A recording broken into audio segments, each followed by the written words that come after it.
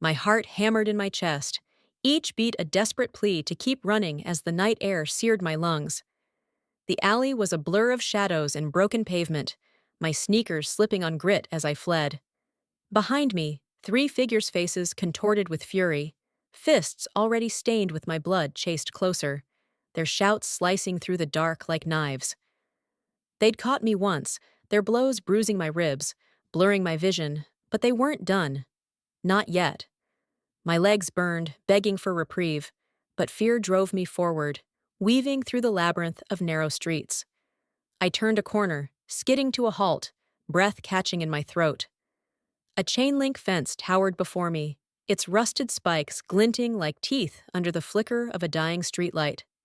No way around, no time to hesitate. I launched myself forward, muscles screaming as I leaped, body stretched taut in midair, reaching for freedom. For one fleeting moment, I thought I'd cleared it until a jagged spike caught me, tearing into my groin with a sickening crunch. Pain exploded, white-hot and merciless, stealing my breath as the world tilted and the ground rushed up to meet me. The pain was instant, a white-hot explosion that tore through me, stealing my breath. I gasped, straddling the fence, my hands clawing at the metal as I tried to pull myself free. A sickening rip echoed in my ears, not fabric, but something deeper, something vital. Blood streamed down my legs, warm and slick, pooling on the pavement below. I looked down, my vision swimming, and saw the dark stains spreading. The guys chasing me skidded to a halt at the fence, their faces pale as they caught sight of the blood, my twisted expression. Whatever they saw in my eyes, fear, pain, or something else, sent them scrambling back, their footsteps fading into the night. I was alone. No one else in that desolate alley, no one to hear my ragged breaths or see the blood soaking my jeans. If I didn't move, I'd die here, impaled on this rusted spike. Gritting my teeth, I summoned every ounce of strength, ignoring the searing agony and the wet, tearing sound as I pushed upward. My body gave way, and I collapsed backward onto the ground, the impact jarring my bones. The sound that followed wasn't cloth, it was flesh, my flesh giving way. Darkness swallowed me as I lay there, blood seeping into the dirt, pain radiating through every nerve. When I came to, my body was a map of hurt, but I was still alive. Dragging myself to the sidewalk felt like climbing a mountain, each movement a battle against the pain. A stranger's voice, faint and urgent, called for help. I don't know who they were, but their call brought paramedics. Their hands worked quickly, their voices low and careful, as if they were afraid to say too much. I faded out again, the world dissolving into a haze. I woke in a hospital room, sterile and cold, the beep of machines steady in the background. My parents stood by my bedside, their faces etched with worry. Dad's jaw was tight, his attempt at stoicism crumbling at the edges. Mom's eyes were red, her hands trembling as she reached for me. A tube snaked down my throat, silencing any words I might have had. I wanted to tell them what happened, to explain the chase, the fence, the blood. But their expressions told me they already knew it was bad. Worse than bad. That afternoon, the doctor came in, his face kind but grave. He removed the tube, and my throat burned as I tried to speak. "Hi, Alex," he said, his voice steady but heavy. "I'm Dr. Harris. You've suffered a severe injury. The fence. It caused catastrophic damage. The spike tore through your testicles, nearly severing them, and damaged your penis at the base, cutting off nerves and blood supply. The surrounding muscles are compromised. I've stabilized you, preserved what I could, but there's not much left. If I close the wounds now, you'd be left with no sexual function, a eunuch, essentially. There's enough tissue to offer another option, but it's not what you might expect. I can't restore you as a man, Alex. That's no longer possible. But I can help you transition to live as a woman, with the possibility of a functional, fulfilling life." The words hit like a second blow, stealing my breath all over again. "A woman!" My voice cracked, raw and weak. "You're saying, turn me into a woman? No, I can't. I don't want that. The idea felt like a betrayal of everything I was, everything I'd known. Dr. Harris's eyes softened, but his tone stayed firm. Your options are limited, Alex. You can live as a man with no sexual function, or I can help you become a woman, capable of a normal life, including sexual relationships. Those are the paths forward. I'm sorry, but there's no middle ground. He paused, letting the weight of his words settle. Your parents know. I spoke to them after your surgery. You need to decide by tomorrow morning. The room felt smaller, the air heavier. I stared at the ceiling, counting the holes in the tiles, as if they held answers. Why me? Why was I the one to lose everything that made me a man? The thought of living without sex, without a future of love or family, was a bleak, endless road. But becoming a woman? I couldn't picture it. In my mind, I saw only caricatures, men in dresses, awkward and obvious, nothing like the women I knew. I'd be a freak, a sideshow. Tears stung my eyes as the questions churned, each one sharper than the last. That night, the hospital room was dark, save for the faint glow of monitors. I lay awake, my body aching, my mind racing. A soft voice broke the silence. Alex! It was Mom, her silhouette barely visible. She stepped closer, her hand finding mine, warm and steady. I broke, tears spilling over as she brushed my hair from my face, her lips pressing gently against my forehead. The doctor told us, she whispered. We know what you're facing. I'll be a freak, Mom, I choked out. Those guys in dresses, they don't even look like women. I can't do this. She squeezed my hand, her voice steady despite the tremble. Some men who dress as women don't pass. It's true. But there are people who've transitioned fully, in body and mind. You'd never know they weren't born women. The doctor mentioned someone who'll come talk to you tomorrow to help you decide. I opened my mouth to protest, but she raised a hand. Your father and I could make this choice for you. You're still young. But this is your life, Alex. We won't be here forever, and you'd be left with our decision. You're old enough to choose your path. Her words hung in the air, heavy with love and fear. I wanted to scream, to beg her to fix this, but there was no fixing it. The truth settled in my chest like a stone. I had to choose between a half-life as a man or a new one as a woman. Neither felt right, but both were all I had. Mom settled into the chair beside my hospital bed, her hand still clasped around mine, her eyes searching my face for some sign of acceptance. You're just beginning your life, Alex, she said softly, her voice a mix of resolve and tenderness. You've got decades ahead, 65 years, maybe more. Living them as a man without that part of yourself, it doesn't seem right, does it? The doctor was clear with us. He said that when he's done, no one would know you were born a boy, not unless they were a specialist looking closely. You're young, your body will heal faster, adapt better. This is going to be hard, God knows, especially for you. But becoming a woman, it's the only way to have a full life, isn't it? Her words landed like stones in still water, rippling through me. A girl. The word echoed in my mind, absurd and surreal. I wanted to laugh, not out of joy, but at the sheer impossibility of it. Girls were a mystery, soft curves, sweet scents, giggles that bubbled up at the strangest moments. They wore clothes that seemed to follow some unspoken code, fussed endlessly with their hair, and had moods that swung like pendulums. No one I knew could claim to understand them, and yet here I was, teetering on the edge of becoming one. Me, with my scuffed sneakers and rough edges, a girl. It felt like a cosmic joke, but the ache in my body and the memory of blood on the pavement told me there was no escaping it. Mom's breathing slowed as she drifted into sleep, her head resting near my arm. I reached out, my fingers brushing through her hair, soft and familiar. She was every inch a lady graceful, poised, with a quiet strength that held our family together. I had no sisters to compare her to, no blueprint for what this new life might demand, but I knew Mom would pour herself into helping me navigate it. She'd teach me the things I couldn't yet imagine how to carry myself. how to live in a world that would see me differently. The thought was both comforting and terrifying. I didn't want to disappoint her, but I didn't know if I could become what she envisioned, what the doctor promised. Exhaustion pulled me under, and I joined her in sleep, the hospital's hum fading into the background. The nurses, kind or just too busy to care, let us rest undisturbed. Morning light filtered through the blinds, and around 9, the door creaked open. Dr. Harris stepped in, his face calm but serious, and behind him stood a girl maybe my age, maybe a little older.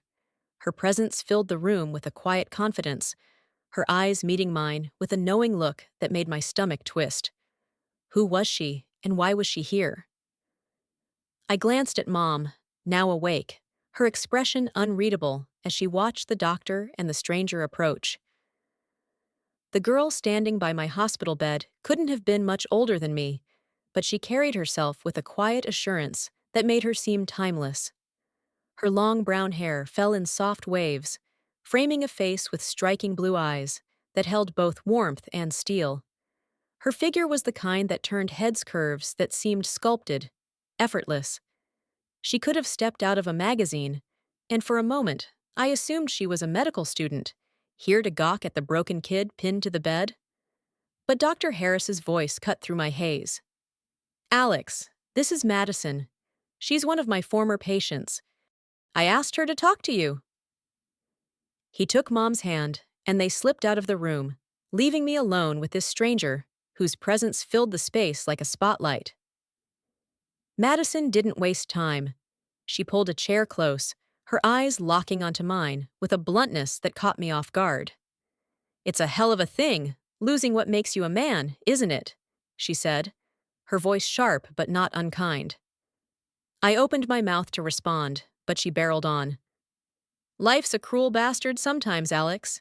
You've been dealt a lousy hand, and right now, you don't even know the rules of the game. But take a good look at me. I was a guy, just like you. Then a drunk driver smashed into my mom's car. Unlike you, I lost it all in one go. Everything that made me a man was still in my genes, barely hanging on. Dr. Harris gave me a shot, though. I fought it hard at first, convinced I'd end up looking like some awkward dude in a dress. But I didn't have any more choices than you do now. There's only one that makes sense." I stared at her, my mind stumbling over her words. "You?" I croaked, my throat still raw. "No way! You're perfect. There's no chance you were ever a guy." "I'd know." She raised an eyebrow, a faint smile tugging at her lips. "Oh, you think you can spot the real deal a mile away?" she said, her tone teasing but steady. "Let me show you something." She reached into her bag and pulled out a small photo album, its edges worn from handling. She flipped it open, and I leaned in, my curiosity outweighing the pain pulsing through me. The first pages showed a baby boy, chubby and grinning, then a toddler with messy hair, a young kid with a baseball glove, a teenager with a cocky smirk and a car key dangling from his finger. Normal, like me. Then, she turned to the pictures she really wanted me to see, clinical shots of a mangled body, taken before surgery. My stomach churned at the raw, red wounds, the stitches, the bandages. But the next photos showed something else. A transformation, step by step. A body reshaping, softening, becoming. The final image was a full-body shot of Madison, radiant and undeniable, her figure lush and feminine. No trace of the boy from the earlier pages. I sat there, speechless, flipping back through the album, my eyes lingering on that last photo. It was her, the girl sitting across from me, alive and whole. My mind had been a fog since Dr. Harris laid out my options, my sense of self shattered by the fence that stole my future. I'd felt like a husk, empty and ruined, but these pictures, they were proof of something else. "This is real?" I whispered, my voice barely audible. "You were like me?" Madison nodded, her expression softening. "I was 17 when it happened. Had a girlfriend, a beat-up car I loved, plans for the future. I thought I was done, that I'd rather die than face what came next. But Dr. Harris brought someone to see me, just like I'm here for you. She showed me it was possible to keep going. After I said yes, I spent weeks in a bed like this, 6 weeks and 2 days, to be exact. They built me from the ground up, starting with the surgery to create my vagina. Then came the hormones, high doses that stripped away my body hair faster than I expected. Dr. Harris said it was because I was young, still in the middle of puberty. My body was ready to change, and so was yours. Her words hung in the air, heavy with truth. I looked at the album again, tracing the journey from boy to woman, each photo a step toward the person sitting in front of me. She wasn't a freak, not a caricature. She was real. And for the first time, I wondered if I could be too. The weeks in the hospital had left me tender, my body a patchwork of healing scars and new sensations. My chest tingled, a faint swell beginning under the skin, but when I was finally discharged, I had no real curves to speak of. Mom had picked out a pair of pale blue sweats for me to wear home, soft and forgiving against my still sensitive frame. Dad hovered like a guard dog, his protectiveness stifling as he tried to shield me from even the smallest tasks, carrying a glass of water, reaching for a book. Dad, I'm not made of glass, I finally snapped one evening, my voice sharper than I meant. He backed off, his eyes flickering with hurt but also understanding, and I felt a pang of guilt for pushing him away. My room was a time capsule of my old life, but it felt foreign now. I opened my closet, expecting my familiar jeans, t-shirts, and sneakers, but it was nearly empty. Gone were my briefs, my flannel shirts, my worn-in boots. In their place hung a single skirt, a pair of slacks, and a blouse, their presence both a question and an answer. On the floor sat a pair of gym shoes, their pink laces a jarring splash of color. I stood there, staring, before peeling off the sweats to face myself in the mirror. The small bandage, a sanitary pad, really clung to my skin, and I removed it carefully, my breath catching as I examined what was left. My fingers traced the new contours, hesitant, finding a small nub of skin near the top. When I brushed against it, a shiver of unexpected pleasure rippled through me, warm and disorienting. I yanked the sweats back on, my eyes drawn to the skirt hanging in the closet. It was more than fabric, it was a symbol of what I'd become, or what I was supposed to become, a girl. The word still felt like it belonged to someone else. At dinner, Dad's voice was steady, but heavy as he broke the silence. They caught the guys who attacked you, Alex. They've been tried and locked up. I nodded, the news a distant relief, like rain on someone else's roof. Then he added, "You've missed a lot of school. You've got until fall to recover." His words carried a deeper meaning, one he didn't spell out. This was my window to become someone new, to learn how to live as a girl. He didn't say more, and I didn't ask him to. The next morning, Mom sat me down, her tone gentle but firm. "We need to talk about hygiene, Alex. Things are different now, and you need to know how to take care of yourself." Before I could protest, she pointed to the skirt and blouse in my closet. "Get dressed. Properly. That means everything undergarments, too." I balked, my stomach twisting at the idea of wearing the skirt, but her eyes held no room for negotiation. She guided me through it, step by step, like teaching a child to tie their shoes. The bra felt alien, its cups sagging empty against my flat chest, until she produced a pair of breast forms, slipping them into place. The weight was strange but grounding, and when I caught my reflection, I didn't hate it as much as I'd expected. Mom handed me a makeup bag, insisting I try it myself. My hands fumbled with the brushes and powders, but she was patient, correcting my clumsy strokes. Then she took a curling iron to my hair, coaxing it into soft waves that framed my face in a way that felt almost right. When I slipped on the blouse and stepped in front of the full-length mirror, I froze. A girl stared back, not me, but not a stranger either. The skirt hugged my hips, the blouse softening my angular frame. I felt ridiculous, like a kid playing dress-up, but there was something else, too, a flicker of ease, like slipping into a role I hadn't auditioned for. My legs, I noticed, weren't bad, lean and strong from years of running. My shape was modest but not awkward, and my face. It wasn't the grotesque mask I'd feared. Not beautiful, but not as wrong as I'd imagined. Alex! Mom's voice pulled me back. We need to pick a new name. A girl's name. For the paperwork, to make it official. Have you thought about it? I shook my head, the idea too heavy to touch. If you'd been born a girl, she said, we were going to name you Anne. Would you like that? Mom, I said, my voice small, do we have to do this now? I'm afraid so, honey. The doctor said the sooner we start, the easier it'll be for you to adjust. If not Anne, then what? I didn't think, didn't plan. The name slipped out like it had been waiting. Aubrey. Mom's face lit up, her smile wide and warm. Aubrey, that's beautiful. I sank into myself, a mix of resignation and something softer, harder to name. Mom wasn't done, though. She led me to the kitchen, poured us coffee, and laid out her plan.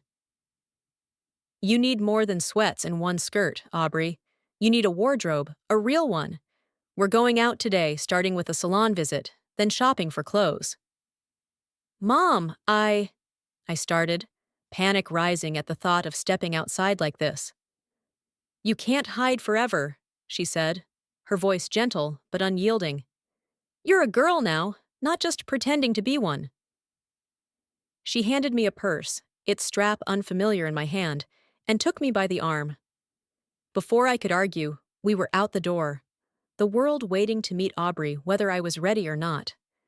The fear that had gripped me since the accident still lingered, a quiet tremor beneath my skin.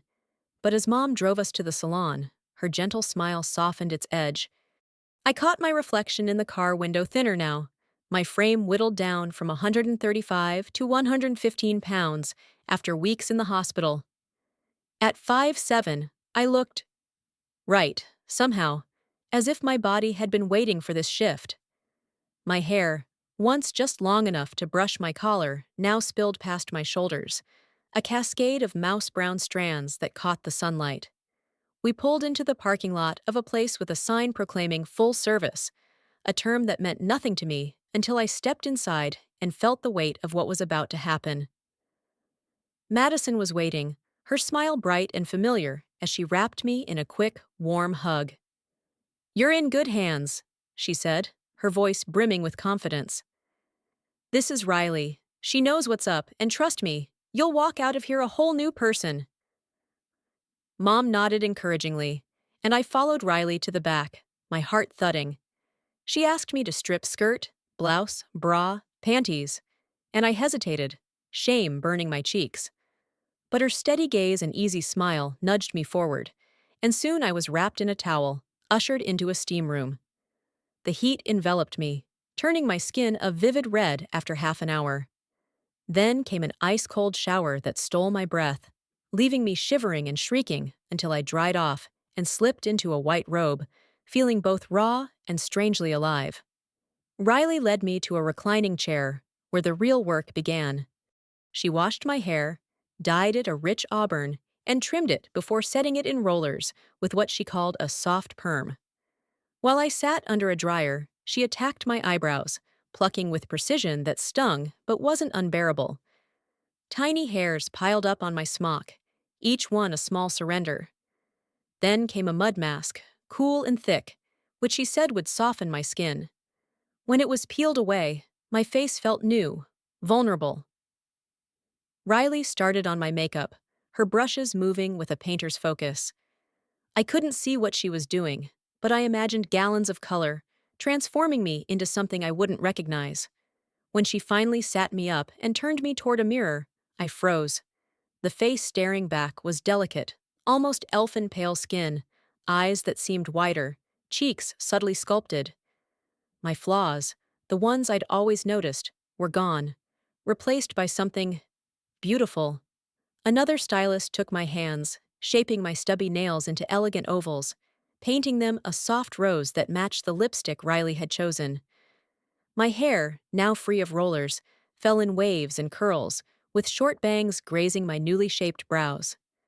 Still in the robe, I was guided to a changing booth, where I fumbled with the bra, but managed to dress myself in the outfit I'd worn in. When I stepped out, Mom and Madison stood, their faces lighting up. Mom rushed to me, her arms wrapping around me tightly, followed by Madison's quieter embrace. Mom settled the bill, surely a small fortune, and we left, Madison promising to catch up later as we headed to the mall. The lingerie department was our first stop, and with Madison's guidance, restraint went out the window.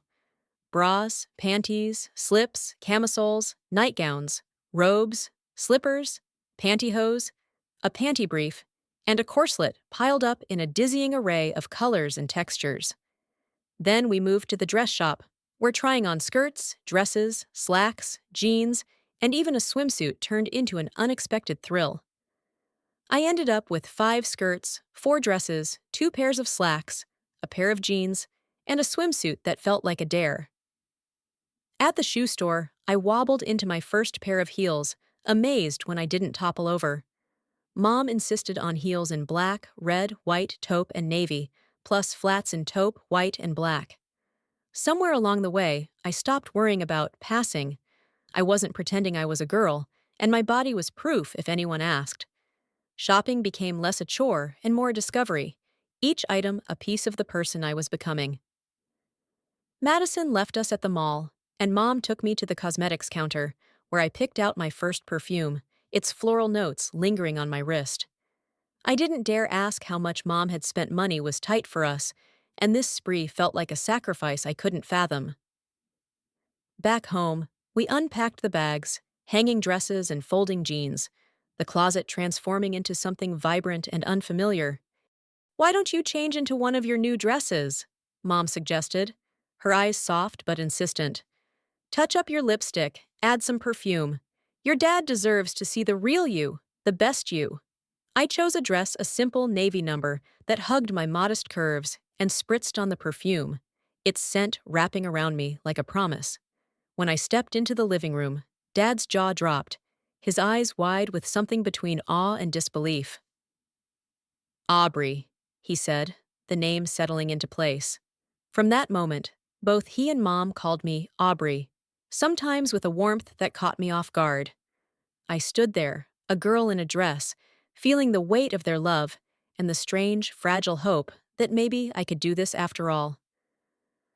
The weeks after that first shopping trip blurred into a rhythm of transformation, my body catching up to the life I was building. My chest began to change, a subtle swelling that turned into a steady blossoming. Soon, the breast forms Mom had bought me sat unused in a drawer, replaced by curves that were undeniably mine. My parents enrolled me in a charm school, a place where a stern but kind teacher promised to mold me into a proper lady. She taught me to walk with a sway, to sit with poise, to speak with a softness I'd never needed before. Grace, she said, was a woman's birthright, but for me, it was a skill, honed through hours of practice.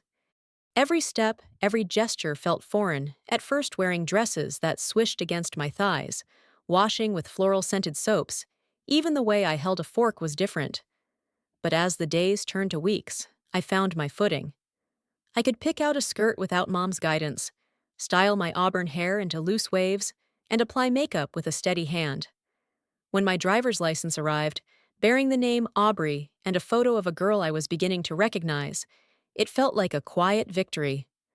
My old self, the boy I'd been, had faded not in a single moment, but in the slow accumulation of new habits, new reflections. By the time fall arrived and school began, I wasn't just playing a role, I was Aubrey, fully and unapologetically. My new classmates didn't know the boy I'd been, and to them, I was just another girl, blending into the chatter of the hallways. I joined study groups, laughed at lunch tables, and felt the weight of my past lift a little more each day. But then came the next challenge, one I hadn't anticipated: dating. A month into the semester, a boy from my math class, Jake, with his easy smile and tousled hair, caught me off guard. "Hey, Aubrey, there's a mixer next weekend. Want to go with me?" His voice was casual, but my heart stuttered. I mumbled something about needing to check with my parents, buying time to process the idea. At home, Mom's eyes sparkled with amusement when I told her. Go, she said, laughing. It's part of being you now. Dad nodded, his silence louder than words. Choosing an outfit took hours. Much to Mom's delight, she teased me mercilessly as I rifled through my closet, rejecting one dress after another. I settled on a purple dress, its hemline flirty but not too revealing, hugging my new curves in a way that made me feel bold yet safe. The mixer was a whirl of music and laughter, and Jake was a gentleman, his hand light on my arm as we danced. When the night ended, he walked me to the door, and before I could overthink it, he leaned in. I let him kiss me, a soft brush of lips that sent a shiver through me, not of fear, but of certainty. In that moment, I wasn't pretending. I was a girl, inside and out, my doubts dissolving into the night air. Jake asked me out again, and I said yes without hesitation. Each date felt like a step deeper into myself, and when I tested the waters, smiling a little brighter, teasing with a playful touch, I discovered a confidence I hadn't known I possessed.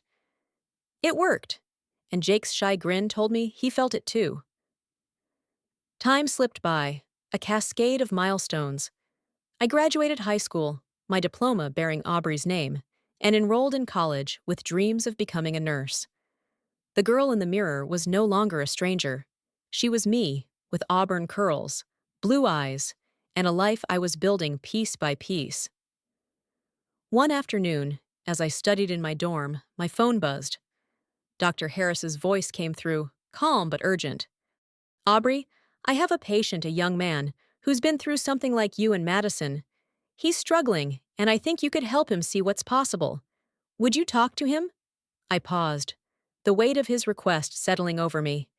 Madison had been my lifeline, her story a map through the impossible. Now I was being asked to be that for someone else. Of course, I said, my voice steady. I'll be there. As I hung up, I pictured the boy in the hospital bed, scared and lost, facing the same unthinkable choice I had. I'd go to him, share my story, show him the photos Madison had once shown me. Maybe, like her, I could help him find a way forward. A new sister, I thought, a faint smile tugging at my lips. Our little sorority boys who became girls, bound by accident and choice, would grow by one. But as I prepared to visit the hospital, a letter arrived, slipped under my dorm room door in a plain envelope with no return address. My name was scrawled across it in jagged handwriting. Aubrey. Inside was a single sheet of paper, its words typed in stark black ink. You think you're safe, but we know who you really are. We saw you that night, bleeding on the fence. You can't hide forever. My breath caught, the room tilting. The boys who'd chased me were locked away, or so Dad had said. But this note, its cold certainty, suggested otherwise. Had someone else been there, watching from the shadows? My fingers trembled as I folded the letter, my mind racing. I'd built a new life, become a new person, but the past wasn't done with me yet. Somewhere out there, someone knew my secret, and they wanted me to know they were watching. I stood, my heart pounding, and tucked the letter into a drawer. Out of sight, but not out of mind. Tomorrow, I'd meet Dr. Harris's patient, offer him hope, show him he wasn't alone. But tonight, I locked my door, the weight of the note heavy in my chest. I was Aubrey, fully and fiercely, but the shadows of my old life were creeping closer, and I wasn't sure what they wanted or how far they'd go to get it.